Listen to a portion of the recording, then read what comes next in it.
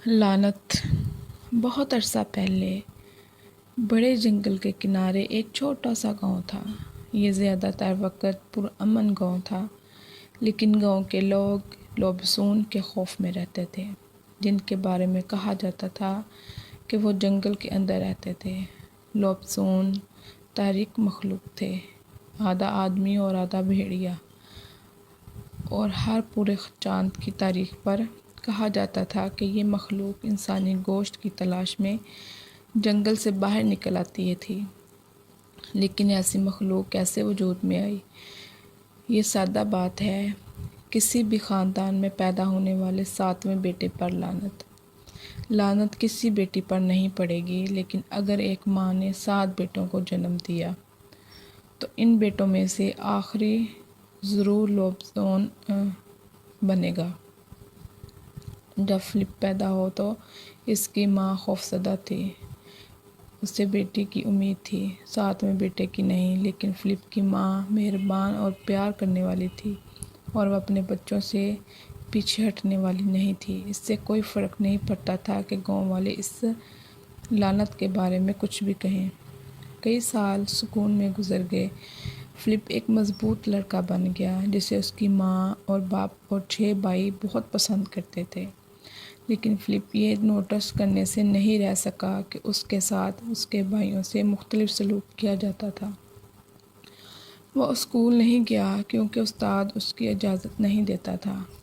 یہ مناسب نہیں تھا کیونکہ نوجوان لڑکا نئی چیزیں سیکھنا پسند کرتا تھا اور شدت سے دوسرے بچوں کے ساتھ دوستی کرنا چاہتا تھا۔ اگر کبھی فلپ کو اس کی ماں نے روٹی لینے کے لیے بھیجا تو اس گاؤں کے لوگ کبھی بھی اس کے راستے میں نہیں آتے تھے اور ہمیشہ ان کی طرف خوف اور ناراضگی کے امتزاج سے دیکھتے، جس سے نوجوان لڑکی کو بے چین کر دیا۔ دوسرے بچے اس کے ساتھ نہیں کھیلتے تھے، اور جب پورا چاند ہوتا تھا تو اسے کبھی باغ میں جانے کی اجازت نہیں تھی۔ یہ آخری نکتہ شاید ان سب میں سے سب سے بڑا تھا، کیونکہ فلپ کو چاند سے بہت پیار تھا۔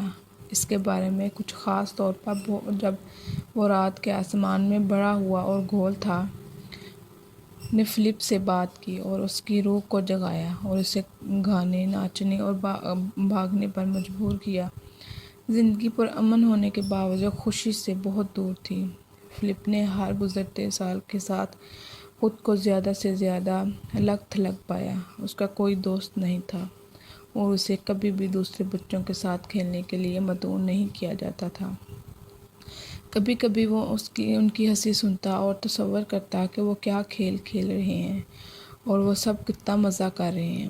فلپ نے یہ بھی دیکھا کہ اس کی ماں اور اس کے بھائی بھی اسے عجیب نظروں سے دیکھنے لگے تھے۔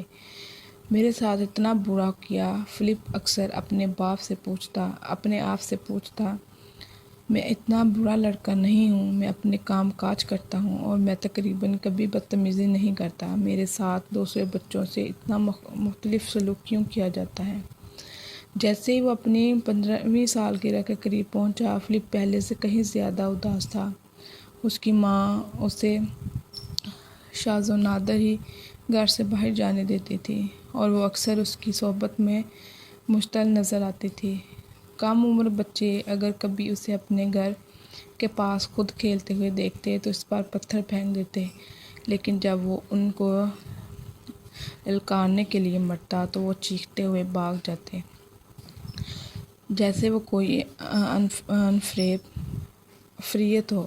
کبھی کبھی فلپ بڑے جنگل میں پناہ ڈھونڈنے اور کبھی واپس نہ آنے کی خواہش کرتا تھا۔ ایک دن اس نے ماں سے اسے بٹھایا اور اس کی پریشانی کی وجہ بتائی۔ تم میرے 7ویں بیٹے ہو، اس نے کہا، اور میرے بچے تم پر لعنت ہے۔ فلپ بہت پریشان تھا۔ کیسی لعنت؟ اس نے پوچھا۔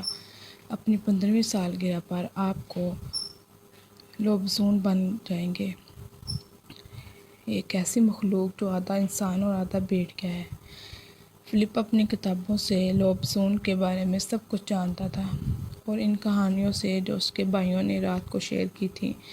جب بھی انہیں لگتا تھا کہ وہ اپنے بستر پر سو رہا ہے، لیکن انہوں نے فلپ کو کبھی نہیں بتایا تھا کہ وہ اس طرح ملعون ہے۔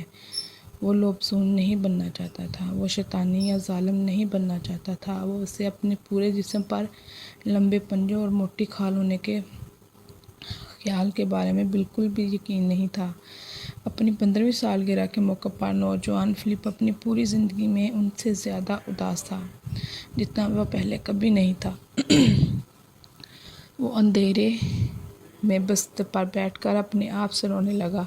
میں ہمیشہ اکیلا رہا ہوں، اس نے سوچا، میرے ساتھ ہمیشہ مختلف سلوک کیا گیا ہے اور اب میں لوبسون بننے پر لعنت شدہ ہوں۔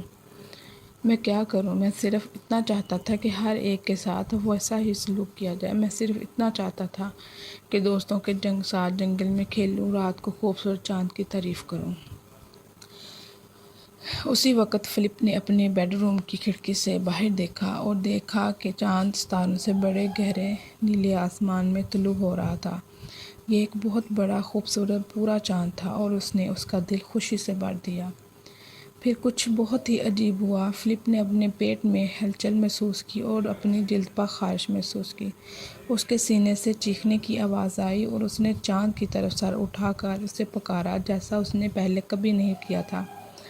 اس کے جسم پر اچانک کھال پھوٹ آئی اور اس کے ہاتھوں اور پیروں کے ناخن ہاتھی دانت کے رنگ کے لمبے پنجوں میں بدل گئے۔ اس کے کپڑے ٹکڑے ٹکڑے ہو گئے، اس کے قدموں میں فرش پر گر گئے اور جب فلپ نے آئینے میں دیکھا تو اس نے ایک لمبے بیڑیے والے لڑکے کا عکس دیکھا جو اس کے پورے جسم پر موٹی کھال کے ساتھ اسے گھور رہا تھا اور جنگلی سرخ آنکھیں جو اندھیرے میں چمکتی دکھائی دے رہی تھیں۔ تو میں ایک لوبسون ہوں، اس نے چونک کر کہا۔ فلپ نے چاند اور جنگل کی پکار کو محسوس کیا اور وہ جانتا تھا کہ اب وقت آ گیا ہے کہ وہ اپنی پرانی زندگی سے منہ موڑ لے اور اپنی تقدیر کو گلے لگائے۔